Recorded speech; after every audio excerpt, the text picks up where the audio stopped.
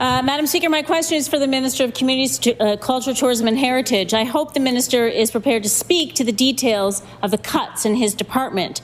Speaker, the department has cut all support for programs like Perform, Paint and Writers in Schools that brought artists into classrooms to help students learn in new ways, gain confidence and experience art, which can truly be life-changing.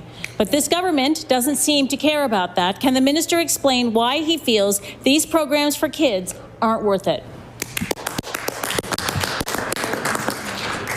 I recognize the Honourable Minister of Communities, Culture, Tourism and Heritage. Thank you, Madam Speaker, and thank you to the member for the question. Again, these decisions aren't a reflection of the good work that's happening with these organizations in our community. These are tough situations, tough decisions to make.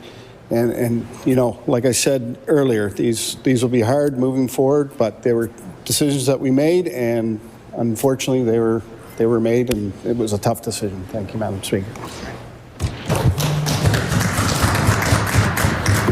I recognize the Honourable Member for Dartmouth North. Madam Speaker, I guess it seems like the Minister isn't prepared to go into the details today, but I'll keep asking. So let's look at the Perform program more closely. The Perform program employs 45 artists. It goes into 150 schools, and it reaches 70,000 students. That's just last year, Madam Speaker. And it all only costs $65,000 from this government. So with all of those artists, 45 artists, and including the people that run the program, I want the Minister to explain what more this program needs to do to prove its value, and I want him to explain, if this budget is about defending Nova Scotians, how he can justify those job losses. I recognize the Honourable Minister of Education and Early Childhood Development. Thank you, Madam Speaker.